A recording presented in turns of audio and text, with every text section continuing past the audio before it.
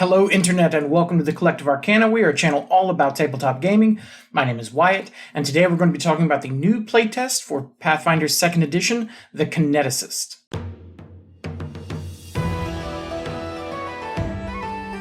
It's here! We have a playtest class. The Kineticist is coming in the Rage of Elements, which is coming in summer of 2023 with, don't trust any firm dates yet. But that's very exciting. A little different. We're only getting one playtest class, but I think that's okay for them to start slowing down. We do, after all, have 22 base classes now, so that's pretty good. As always with playtests, we're going to have about a month. This one's running until September 5th of 2022. You can download the PDF, and then there will be links in our description as well, or you can just go directly to paizo.com/playtest, and you can find everything there. And they're going to have ways that you can give feedback through their forums, but especially through a couple of surveys that they offer. So after you've played it at your table and seen how it goes, playtest as much as you can, and give them feedback. You can even playtest these classes if you play in Pathfinder Society and organized play. So don't worry if you don't have like a regular home game, think you can't playtest, you totally can. It's important that everybody who is remotely interested in Pathfinder 2nd Edition takes part in the playtest so that you can give your feedback. Everybody's feedback is important. I'm going to talk about some of my views here. If you disagree with them, that's okay. I'm often wrong about things. It happens. So feel free, go tell your experiences, even if they don't align with mine, all right? And that's what it's all about, because what happens at your table is going to be different than what happens at my table and all over. And that's why they do these widespread playtests to the public instead of just limited to their employees and stuff in their own capacities. And so far, these playtests have been great for the game, for Pathfinder 2nd Edition. We see almost every time we see huge improvements. We see the feedback get listened to, and they usually will do a thing a month or so after they get the feedback stuff and talk about, expected changes and stuff like that. Nothing too specific because they're still working on it, but just to let you know that they heard you and what they plan to do. So let's talk about what this is. Whether it's element bending like Avatar or just elemental powered characters like the Human Torch, you can make them with the Kineticist. Kineticist is a bring over from 1st edition. It comes with sort of a martial chassis using unarmed attacks as their base kinetic blasts, which are their sort of elemental at-will ability that they have. But they can also pick up more with impulse and kinetic aura feats and stuff like that as they progress. I definitely like this build space. It's very much like the first one, where you sort of have this a la carte character where you can really customize what you're able to do. But I do wish it got a little more just base as part of level up versus things that you have to pick every time, solely for the reason that I think that maybe it just needs a few more abilities than you can purchase with just spending your 10 or 11 feats. The big thing with it is that you have this gather element action where you have to have a free hand. You conjure your element from around you or from inside of you, as the case actually sort of is. And with that, you power these impulse abilities that you have, these new ways to sort of apply that element in the game world. And that's nice. It amounts to sort of a one-action buff like a lot of martials have to do. And it is what opens up all of your abilities. I don't like how reliant they are on that extra action. Even a ranger isn't really useless without hunt prey. They probably have some other tools. But the Kineticist really cannot do much of its class abilities without gathering power, which for the most part will probably not be an issue, since since their go-to is a single action with the kinetic blast. But you still might find yourself feeling a little tied up because of that. Now, the rough stuff is that it is key ability score Constitution, and I know a lot of people have been wanting this, and a lot of people are excited about it for various reasons. But having played with a legendary Kineticist in my party, let me assure you, Con is no way to go on any class in Pathfinder 2nd Edition. It worked in other editions, in 1st edition where the Kineticist came from, because skills were a lot less important there. And in 2e, skills matter so much. They're your third action.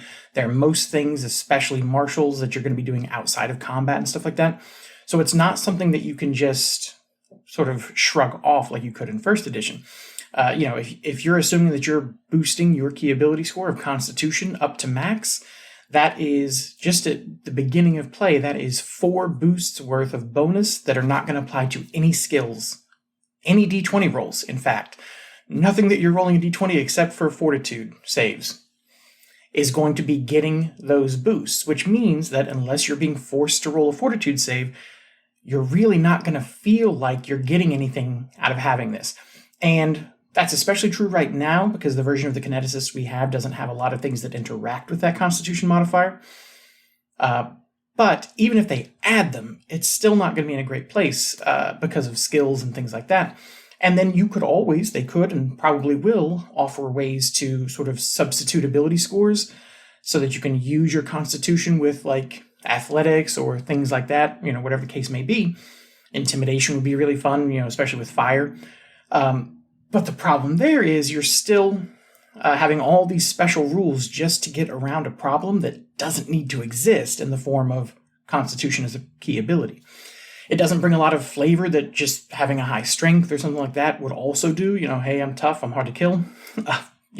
And if they're concerned about things like burn, which was a 1E mechanic where they could, damage themselves physically to empower their kinetic blasts and stuff, I would rather see them just give them a base 10 hit points per level like the Summoner, rather than key their ability score to Constitution, limiting their skill selection and archetypes. That's the other thing, is there's not a lot of archetypes that care about a high Constitution modifier.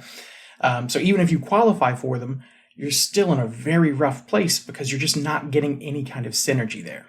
I sort of feel like we would need an entire rulebook just for Constitution-based options for the Kineticist to be in a good place if it actually, the final version, uses Constitution as a key ability score. And then combined with also needing a high dexterity or strength for your standard key blast attacks, because your Constitution only applies to your saving throws if you shape your blast into an area or something like that. If you're just using your default, it keys off of your unarmed attacks, sort of, basically like what a monk, and it does benefit from runes like hand wraps and things like that, which is nice. But that still means that you're going to be an ability point behind by default. You cannot maximize your attacking stat. Now, this is not at all the first martial we've seen that has a non-physical key ability score. The Investigator, the Inventor, and the Thaumaturge all do it, and all do it very well in their own ways. The big key difference is that they are all mental ability scores. They are intelligence for the Inventor and Investigator and charisma for the Thaumaturge. And you may notice if you go down your skill list in Pathfinder 2nd Edition, intelligence and charisma cover a really nice couple of sets of skills that are all going to have a +4 to them at level 1 out of the gate, versus the Kineticist, who will have a +4 to nothing out of the gate. Cannot do it. And all those ability boosts are wasted. Not to mention the 5 they get from level up that they are probably going to want to contribute to Constitution as well. So they're really going to be in a rough place skill-wise. And you want to talk about multiple ability dependent. Again, you have to do the unarmed attacks, so you need either strength or dex.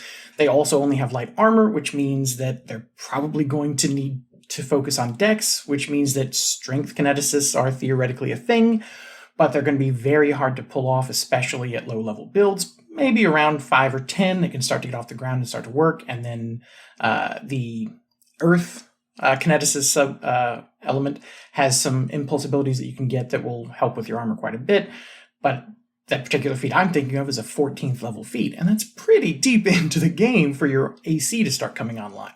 And needing that dexterity to start so that you can hit with your blasts, needing the Constitution to start so that your area effects work, means that at level 1, it's very possible you could have no other ability scores above a 14, and most of them would be lower than that even, which means that none of your skills are going to be very impressive except maybe some dex skills. And even those are not going to be as good as if there's a rogue or somebody in the party, which, you don't need to be the best at all of your skills or anything like that.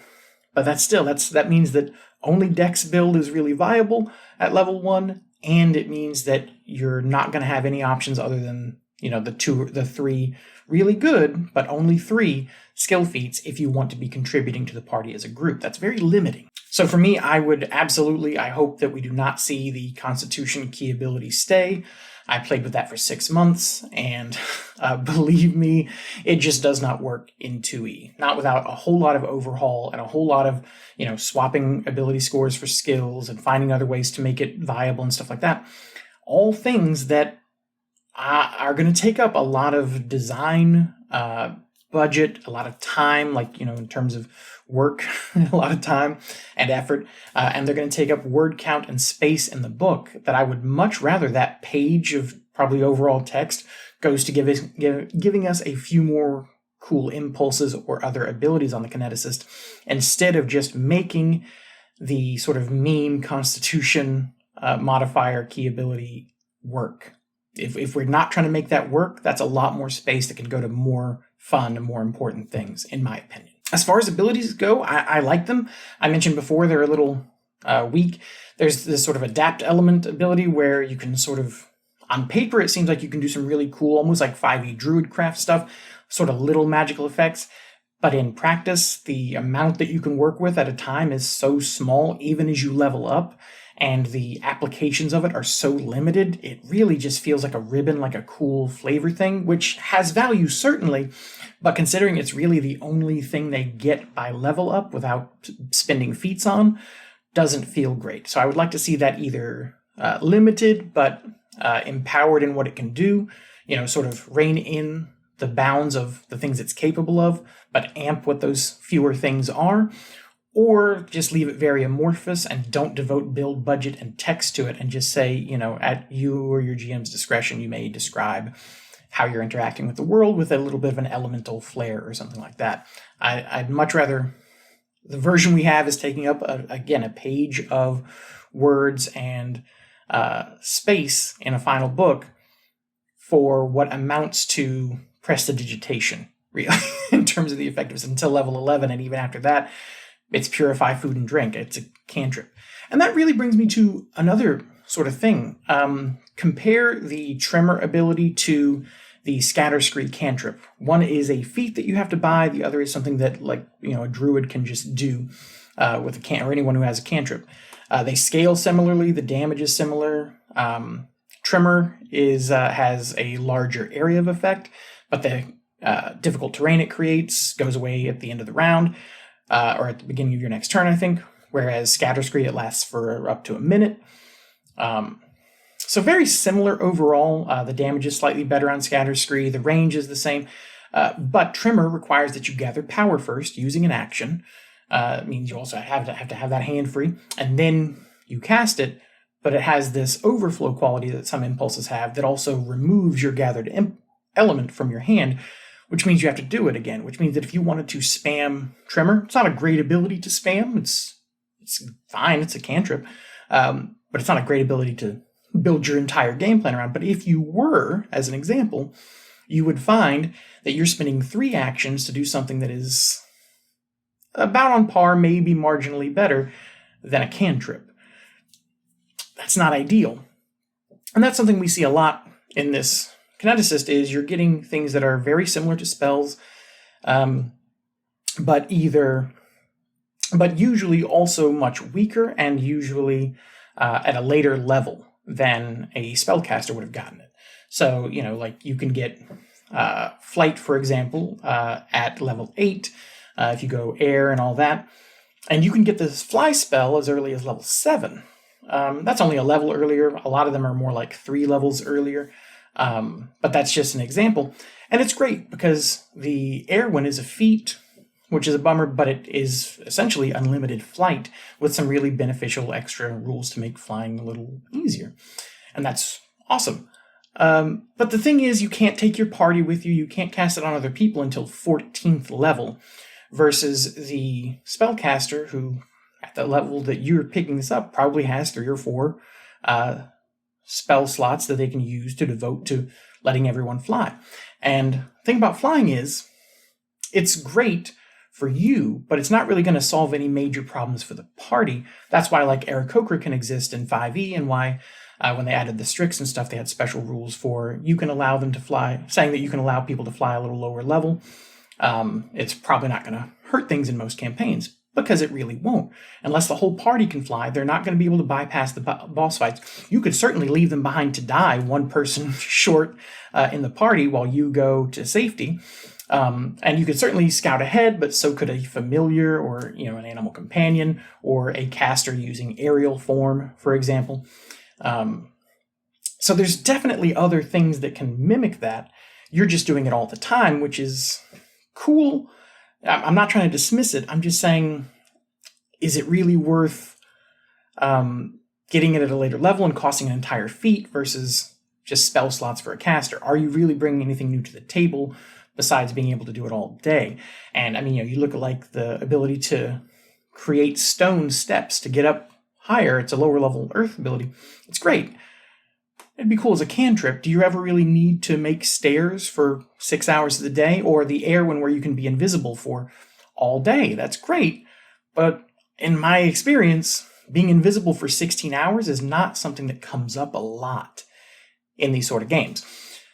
And that's sort of the weird place that it's at in terms of balance, because they have to balance at-will, unlimited use abilities against spellcasters who have limited use abilities. So that tells you right there that the spellcaster has got to be better, because they're paying an opportunity cost. They're paying the cost of spell slots to do this. They can only do it so many times. So they've got to be getting it either earlier or getting it better, which they are in this playtest, for that to work. And that means that your kineticist, by default, is going to have to be a martial who is worse at things than a caster. And while I don't necessarily agree with the sort of zeitgeist that casters are a little undertuned compared to martials, I will say that taking it a step further down for something that doesn't also share the broad number of options that a caster gets is probably not going to feel great.